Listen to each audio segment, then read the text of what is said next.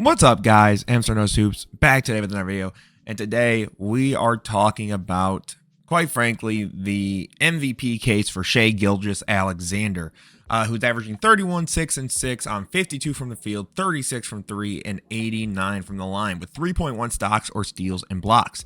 And before getting into why you could very much so argue that Shai is the MVP this year, don't forget to leave a like, comment, subscribe. Let's get to 2K. I know now that we've hit that 1K barrier, we can go and do something really special here. So, the first thing I want to talk about with Shai is honestly the playmaking and passing. I think that sort of gets lost in the sauce for Shai, but I think he's a good decision maker and passer, especially when he needs to be. Now, do I think he's as good as, a Luka, a Giannis, a Jokic? Not necessarily. But I do think that he is still very good.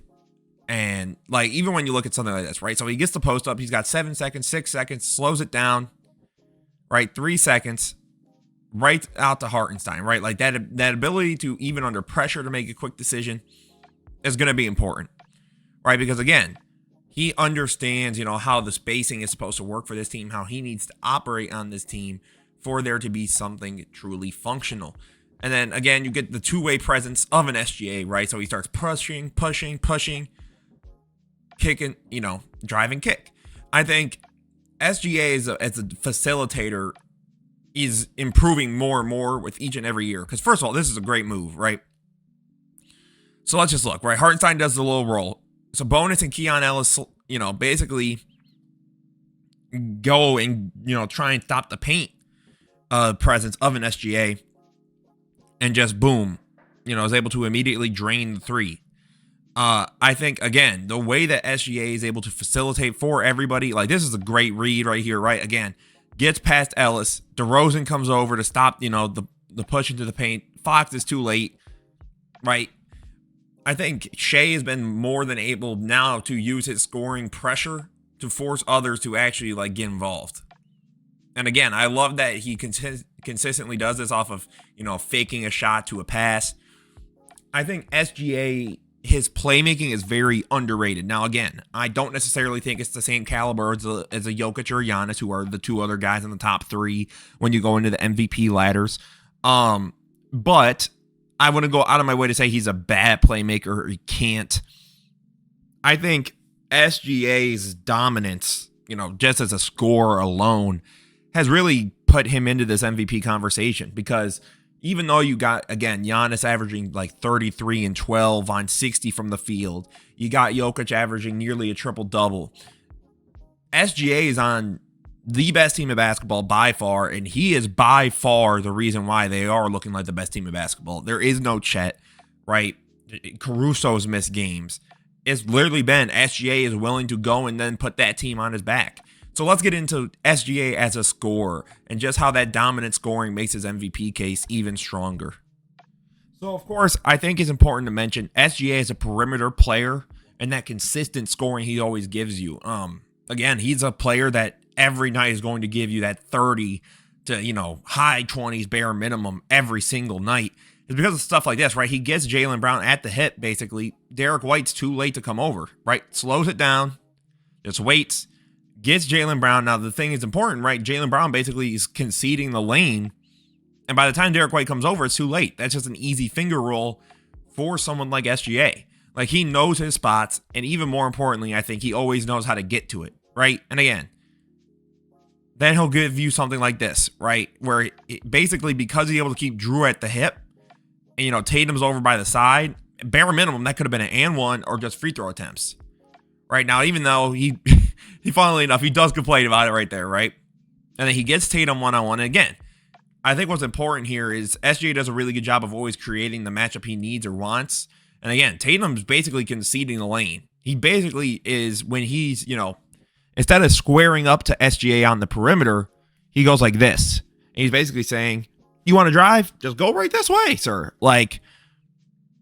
I think that's important to look at, right? And again, SGA, it's funny because he plays like a Giannis, right? He does like to get his head down to go into the paint, to attack.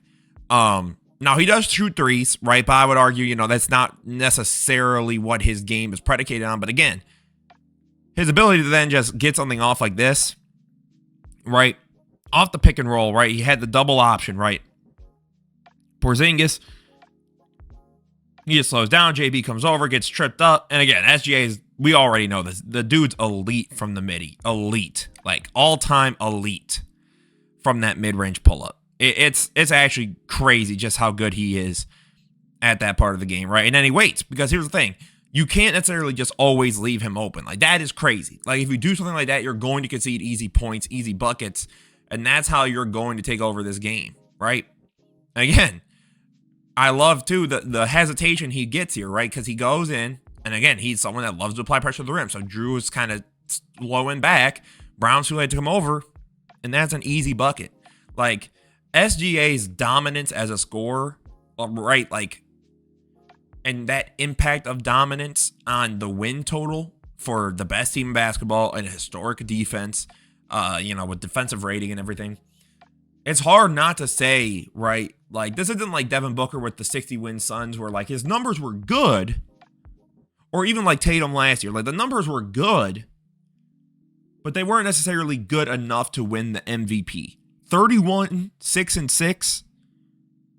That's very damn good. And that's more than good enough to win an MVP. And I think, again, if they continue to be by far the best team in the league, I think voters are going to reach a point.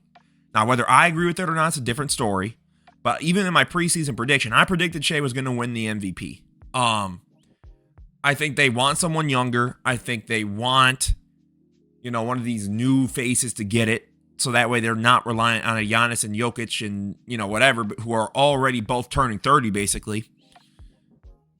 I think it's important to know that at the end of the day, right, SGA is just dominating on such a different level that his MVP case is crazy. And then we got to get into the defensive side of the ball.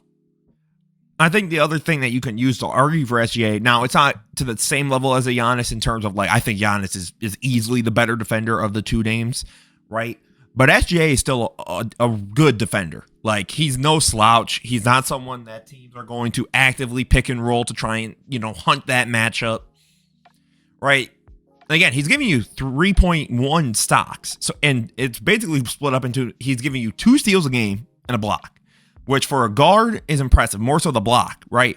So he comes over to Norman Powell, pokes it out, right? And again, I think the help defense of Shai in terms of passing lanes and hands is a little underrated. And again, SGA is able to just stay over, right? Waits for Powell to come over, forces it out of man's hands, right? Because he couldn't quite come down with it, but instead of trying to fight for it and force a jump ball, he's able to just swipe it out of man's hands so that one of, his teammates is able to then recover the basketball.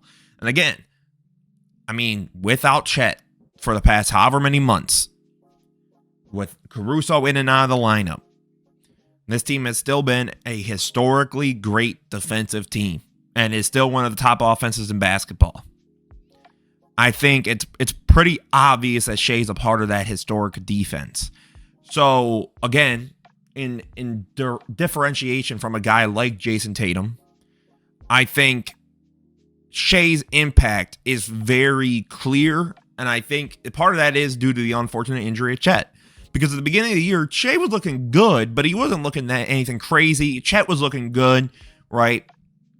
But now Shai is really like just emerged and dominated as his own, right? And they include this for whatever reason. I think it's because he forced the jump ball in the first place. But again, right, presses hard and tight, holds on to him, right? It does a great job of just, I think, again, Shai's a very disciplined defender, so he's not going to make a bunch of fouls or mistakes. And this is perfect by Shai, right? Harden drives.